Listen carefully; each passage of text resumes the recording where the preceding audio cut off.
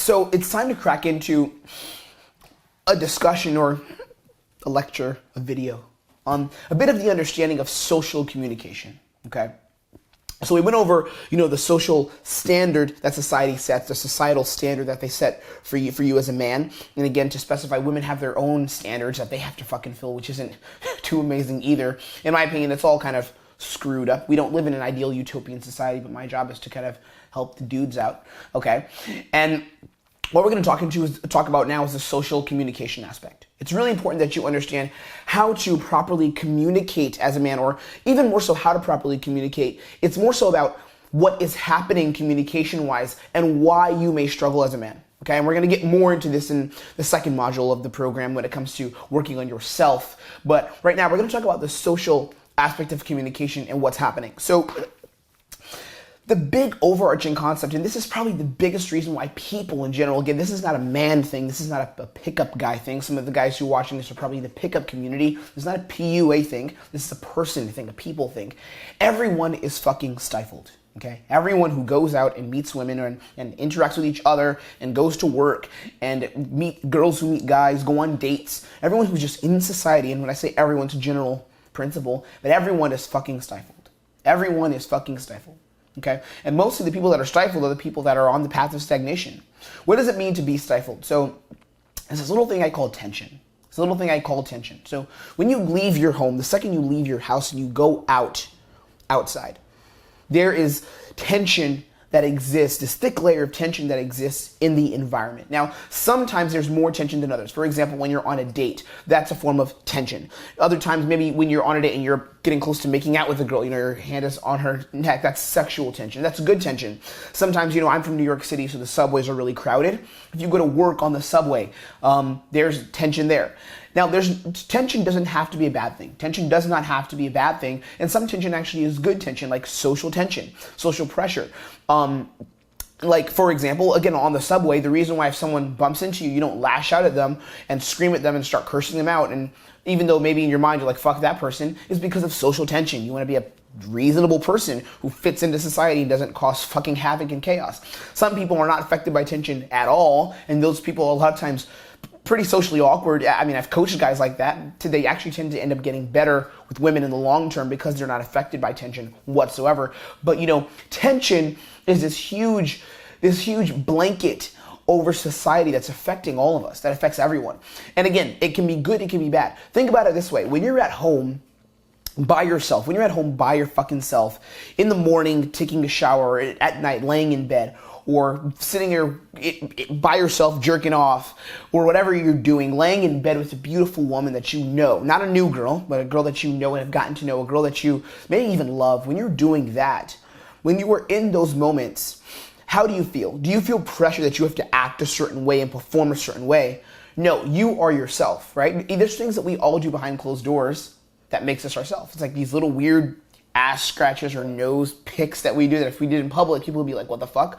But we do it behind closed doors without even thinking about it. The reason why is because we are comfortable there because there's no tension. There's no tension, right? So when you're by yourself, when you're laying in your fucking bed, when no one's watching you, or when you're with a beautiful woman that's, right by your side, that you're really close to, again, it's really hard to build that connection. Or maybe when you're with a couple of really close friends, or one close friend who, it's like your fucking bro, or girl who's your really close friend. That's when you're most yourself. There's no tension placed upon you to perform any certain way. And even in some of those situations, there's a little bit of tension, but it's not necessarily bad tension. But what happens when you go to a job interview? What happens when you go to a job interview? You start to shut down. You have to act a certain way. You have to act, sit properly, follow the fucking little social rules, right? Conform with everyone else, fit into the bubble, right? Because of this fucking tension. Because what happens is when there is tension, your body reacts to it because it's fear. It's fear. That's what it is. Social tension is fear. It presents fear to you. Tension presents fear to you. Right? Tension causes you to act in certain ways that you wouldn't normally act. It's essentially adrenaline, right? It's like the fight or flight response, but consciously there's no actual emergency happening, someone trying to kill you. It's just social pressure. That's it. But your body reacts. Let's say you want to make out with a girl on a date. We've all been there. You start to fidget. You start to kind of say, okay, let me look at her lips, let me position myself this way. I remember the first time I went on a real date with a girl was at Six Flags amusement park, and I was literally about to get on a roller coaster. It's called King Dakar. It's a fucking giant coaster, and I was trying to get in the proper position to make out with this chick, and I never fucking did. Actually, I kind of went for it, and she was like, oh, you're a good friend. I was like, fuck. All right.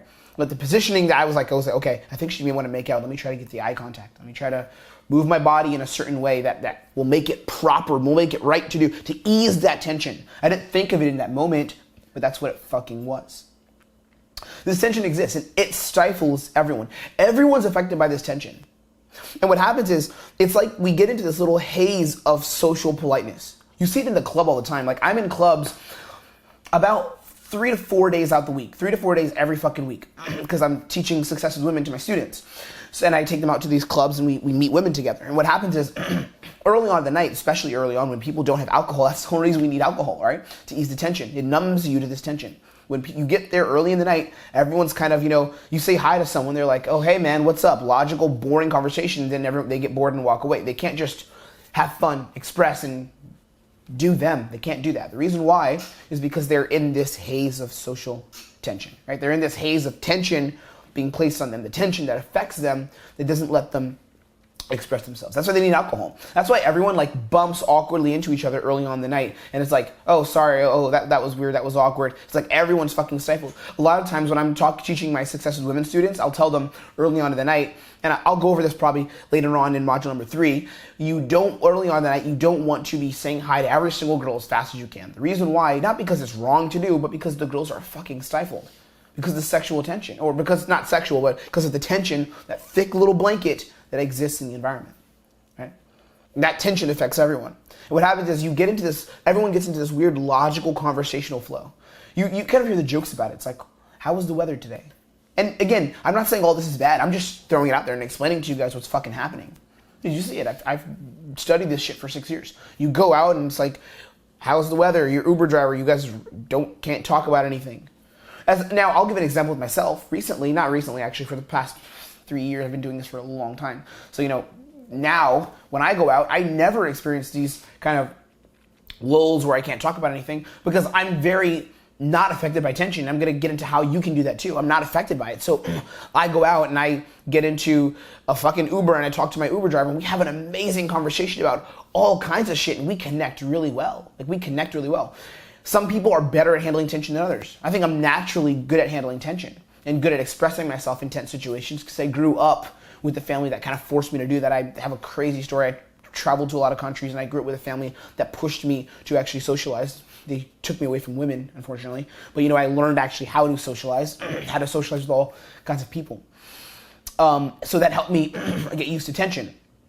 But tension is something that really affects a lot of people and affects maybe you. It maybe affects you. If you find yourself getting stifled or getting into this, this level where you need a certain amount of social comfortability to express things, that's a problem. That's a problem. It's not a problem when, you're a person who can fit in and be socially aware. That's good. When you are affected by tension that way, it's like you don't just lash out at strangers and you punch people because someone did something to get you mad. That's good. But when you can't express yourself without needing a very high level of social comfort or familiarity, when you have to stifle yourself. And this doesn't mean being an extrovert. An extrovert is like you go out of your way to make friends and make connections. I'm not saying you have to be doing that, but when you go out to meet a woman, you go out to talk to a girl, and you feel, how do I start touching her if you're on a date? Or how do I get unstifled and say these certain jokes? Or how do I say this thing that I want to say? How do I not run out of things to say? How do I keep the girl there? It's all because of tension. It's all because you need a certain amount of social familiarity to feel like it's okay to say what you want to say. Right? Some people are worse at it than others. Some people are more themselves only when they're around close friends, which is a strong introvert tendency. I think it's fine to be an introvert, but you have to learn how to pepper a little bit of that extrovertness in there. It doesn't mean you have to go out and meet people all the time, but it means that you can be socially fluid and not be affected by the tension and not stifled. Right? You have to learn how to do that. And that's what we're going to be going over. Now, another thing is learning how to snap out of social politeness. And this is pretty controversial, actually. When I was writing the outline for this, I wasn't sure if I wanted to keep this in, but it's important, I think, I go over this. So you have to learn as well, we're going to learn how to snap out of the social politeness, okay? So again, everyone, back to the tension thing, everyone's doing this little, conformity. It's like you go up to a girl as a guy, how do you act? You're supposed to, oh, nice meeting you, can I buy you a drink? The polite socialness. Why is it like that? Because you have to handle the tension. You're talking to a new girl. You're supposed to shower her with compliments and buy her a fucking drink, right? Why? Because again, there's a certain mold that you're supposed to follow when you're taking certain actions. Again, when you're speaking to a fucking girl. But you're going to have to learn how to rise above the social politeness and express yourself. Express what you actually fucking want. I actually just filmed a video about this for my YouTube channel. It was called The Nice Guy Manifesto. And when I'm shooting this is going to be months before you guys actually see this video. So it came out in January, I believe. Yeah, you guys will see that video. Probably have already seen it. But a lot of guys, the nice guys especially, it's like they struggle with self-expression. They don't express themselves. The reason they don't express themselves is, again, because they're waiting for the right time. They're waiting for the right moment. The right moment, now I've gotten the girl to approve of me because I've gotten her the drinks, or not even the drinks, I've had a long, nice conversation as a nice guy. Now I can express myself because I really want to be physical with her. I really want to actually have sex with this girl. I really want to see her beautiful body and share an amazing sexual experience with her, right? Then you do that, but it's too late because you've already conformed to the fucking tension. You've already conformed. You've already essentially failed. And yeah, I'm saying you already fucking failed, right? Because you've conformed to the tension. Now, what's funny about this, and we're going to start getting into the real shit in the next couple of videos. When you learn how to handle tension, when you rise above the tension, when you are not affected by tension, you are relaxed, which means you're attractive. When you can absorb tension, you are an attractive man. When you are not affected by the tension that's around you, when tension is there, but you're like, I am fine with this tension, you are an attractive man. Think of the most attractive men out there. Think of the actors that you look up to, guys that are most attractive. Do they fidget and act nervous when they are in interviews? No, they don't. They're fine with it. They absorb tension. How do they hold eye contact with women? Think of all the movie characters, the James Bond type characters in the movies. This is a depiction of what women actually want. This is a depiction of what women want. The asshole guys. That's so the traditional assholes get girls. Why do people think assholes get girls? Because that's what's attractive. But it's not being an asshole. The character that's attractive is being able to handle tension, not succumbing to tension. That's what we're going to learn how to do. We're going to learn how to be the kind of guy. You're going to learn, I'm going to teach you how to be the kind of guy that doesn't succumb to the tension, that doesn't, falter under the tension, doesn't react to it, but is fine with the tension. Okay? Let's crack into it.